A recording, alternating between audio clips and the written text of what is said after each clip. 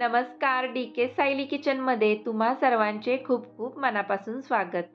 तर आज आपण मटर पुलाव अगदी झटपट कसा बनवायचा हे पाहणार आहोत. मार्केटमध्ये या दिवसात मटर खूप जास्त प्रमाणात येतो. त्यामुळे प्रत्येकाच्या घरामध्ये मटरपासून वेगवेगळे पदार्थ बनवले जातात. आणखी त्यामध्ये थोड्या वेगळ्या पद्धतीने मटर पुलाव आज आपण बनवणार आहोत. खूप कमी साहित्यामध्ये मटर पुलाव कसा बनवायचा हे आपण पाहणार आहोत. साहित्य जरी कमी असतील तरी एक नंबर चविष्ट मटर पुलाव बनतो. हा पुलाव आपण प्रेशर कुकरमध्ये बनवणार आहोत. अगदी 10 ते 12 मिनिटांमध्ये तयार होतो आणि मस्त सुटसुटीत बनतो. कसा बनवायचा पाहूयात. यासाठी व्हिडिओ जरूर शेवटपर्यंत पहा. चला तर मग वेळ न वाया घालवता आपण रेसिपीला सुरुवात करूयात.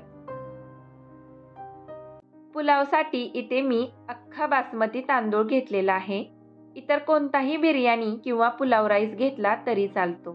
बासमती राईसला चव छान असते, म्हणून नेहमी पुलाव किंवा बिर्याणीसाठी हा तांदूळ मी वापरते. जास्त वेळ तांदूळ भिजत ठेवायची अजिबात गरज नाही. पुलावची बाकी तयारी करेपर्यंत तांदूळ स्वच्छ 2 ते 3 पाण्याने धुवून बाजूला ठेवायचा. इथे मी 1 वाटी तांदूळ घेतले आहेत. तुमच्याकडे असणाऱ्या कोणत्याही वाटीने तांदूळ मोजून घ्यायचे आहेत. तांदूळ मोजून का घ्यायचे तर पुलावसाठी पाणी आपल्याला त्याच वाटीने मोजून घ्यायचे आहे.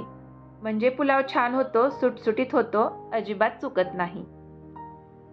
पुलावसाठी काही मोजकेच साहित्य इथे मी घेतलेले आहे. मिक्सरचा छोट्या जारमध्ये आपल्याला एक वाटण बनवून घ्यायचे आहे. त्यासाठी यामध्ये मी घेत आहे 1 इंच आल्याचे काप, 7 ते 8 लसणाच्या पाकळ्या, 4 ते 5 हिरव्या मिरच्या आणि थोडी कोथिंबीर. थोडं जाडसरच वाटण बनवून घेऊया. तर पहा, अशा पद्धतीचे वाटण बनवून घ्यायचे आहे. पुलावसाठी वाटण तयार आहे. काही साहित्य पुलावसाठी आपण इथे घेतलेले आहे. 1 वाटी मटर घेतलेले आहे. खडे मसाले घेतलेले आहेत आणि 2 मध्यम आकाराचे कांदे पातळ उभे कट करून घेतले आहेत. एवढेच साहित्य मटर पुलावसाठी लागणार आहे. चला पुलाव बनवून घेऊया. प्रेशर कुकरमध्ये पुलाव बनवत आहोत. यासाठी कुकर गरम केलेला आहे. 2-3 चमचे तेल घ्यायचं.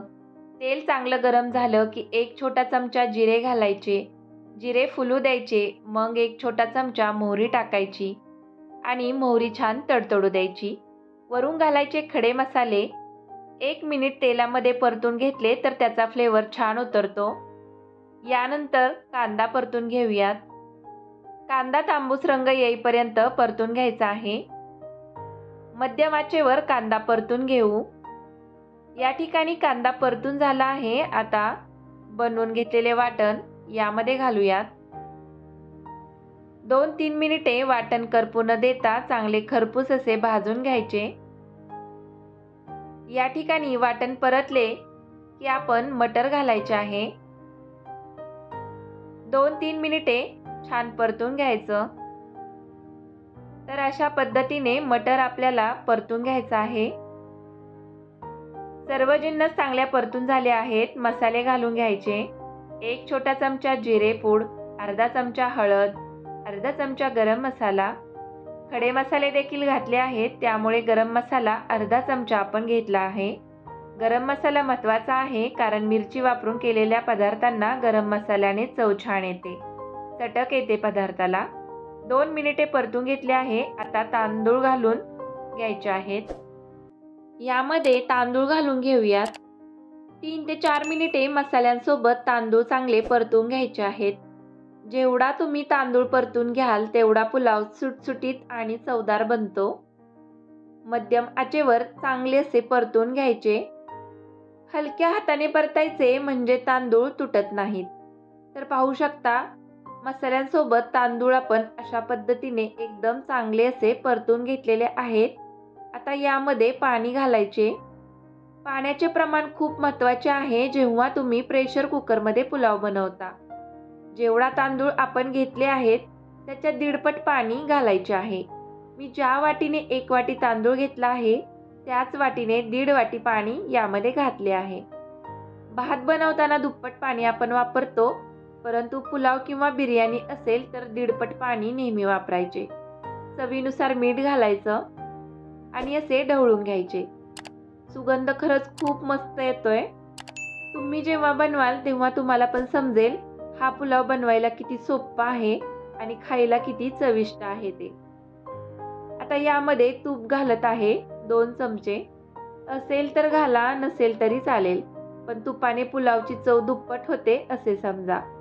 आणि वरून बारीक चिरलेली कोथिंबीर घालून घ्यायची आहे.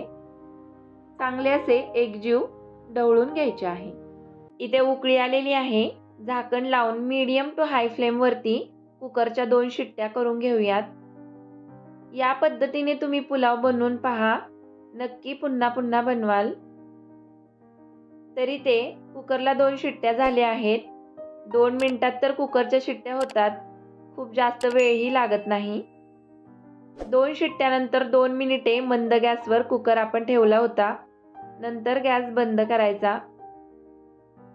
पुलाव छान बनला असेल. पाहूयात कसा झालाय ते. तुम्ही पण पहा. खूप छान, अगदी सुटसुटीत झालेला दिसतोय. पहा, अगदी सगळे तांदूळ सेपरेट सेपरेट दिसत आहेत.